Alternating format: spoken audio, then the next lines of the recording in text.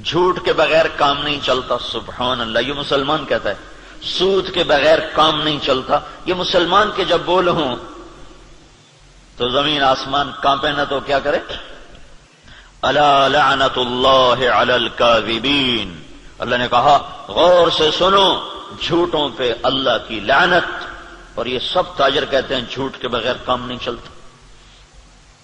ایک تاجر نے نا، اچھا بڑا تاجر تھا، وہ 3 دن لگا داڑھی رکھ لی چھوٹی چھوٹی. مجھے بڑی خوشی ہوئی. کچھ دن بعد ملاقات ہوئی تو شیو کیا ہوا. میں نے کہا یہ کیا کیا؟ کہنے لگا جو سارا دن جھوٹ بولنا پڑتا تو میں نے شیو کرا دیا. میں نے کہا اللہ کے بندے، کوئی داڑھی کی وجہ سے جھوٹ حرام ہے؟ جھوٹ تو کلمے کی وجہ سے حرام ہے. اب تو نے 2 گناہ شروع کر دیے، داڑھی بھی منڈائی، جھوٹ بھی بولا. تو اب داڑھی منڈانے سے جھوٹ حلال ہو گیا. جھوٹ کا حرام ہونا داڑھی کے ساتھ نہیں ہے، جھوٹ کا حرام ہونا کلمے کے ساتھ. کہ تو کلمہ پڑھ کے جھوٹ، تو یہ کیوں کہتا ہے کہ داڑھی رکھ کے جھوٹ بولوں مجھے شرم آتی ہے؟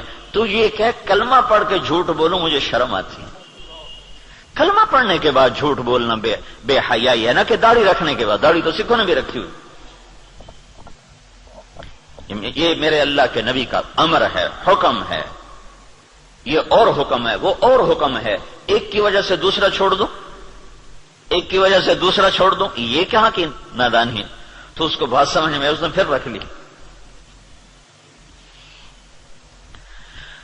تو اب جب تاجر کہے جھوٹ کے بغیر کام نہیں چلتا، سود کے بغیر تجارت نہیں چلتی، اور اللہ کہے لعنت اللہ علی الکاذبین، جھوٹوں پہ اللہ کی لعنت، اور اللہ تعالیٰ کہے فاذنوا بحرب من اللہ ورسولہ، یا سود چھوڑ دو یا اللہ اس کے رسول سے جنگ لڑنے کے لیے تیار ہو جاؤ. ہماری تو جنگ اللہ امریکہ سے تھوڑی ہماری جنگ ہے، یا ہندوستان سے تھوڑی ہماری جنگ ہے، یا اسرائیل سے ہماری جنگ. تو ہماری تو اللہ سے جنگ ہوئی پڑی. اللہ ہمارے خلاف جنگ کر رہا ہے. اصل تو مقابل میں اللہ آیا ہوا ہے، اللہ اس کا رسول آیا ہوا ہے. صرف اللہ اکیلا نہیں ہے، یعنی ایسا اعلان اللہ نے کسی جگہ کیا ہی نہیں. تو کتنی بے غیرتی ہے کفر. دنیا کا سب سے بڑا گناہ ہے کفر. دنیا کا سب سے بڑا جرم ہے شرک اور کفر، کہ شہنشاہ اعظم خلاق علیم کو نہ ماننا، یا ماننا تو اس کا شریک ماننا. اللہ تعالیٰ نے اس کے لیے نہیں کہا کہ میں تیرے خلاف لڑائی کروں گا. ان کو دھمکیاں دیں جہنم میں ڈالوں گا، آگ میں ڈال دوں گا، تباہ کر دوں گا. لیکن سود کھانے والا 5 وقت کا نمازی بھی ہے تو اللہ کہتا تیار ہو جا، تیری میری جنگ ہے. اور صرف میری نہیں، میرا رسول بھی تیرے ساتھ جنگ کرے گا. میں بھی کروں گا، میرا رسول بھی کرے گا. تو بڑا جگر ہے لوگوں کا جو اتنے بڑے اعلان کے بعد کہیں جی سود کے بغیر تو پھر کام نہیں چلتے. تو یہ جب دین ادھورا ہوتا ہے تو پھر کیا ہوتا ہے، یہ سارا میں آپ کو قرآن پاک سے بتا رہا ہوں.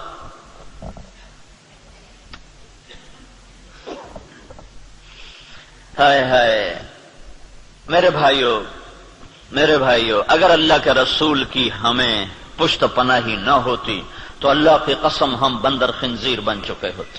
دعا دو اس مدینے والے کو جو اتنا رویا ہے. کوئی نبی اتنا نہیں رویا کہ اللہ کو جبریل بھیجنا پڑے کہ بس کر اتنا نہ رو. کوئی نبی اتنا نہیں رویا ہے.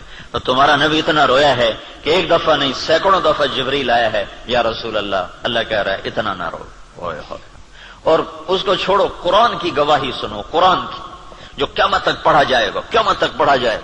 اور ہر گھر میں ہے. حدیث پاک تو انہی کے گھر میں ہوگی جس کو تھوڑا حدیث کا علم ہے، لیکن قرآن تو ہر پڑھے لکھے ان پڑھ کے گھر میں ہوتا ہے. تو میرا اللہ قرآن میں اپنے نبی سے کہتا ہے فلا تذهب نفسك عليهم حسرات.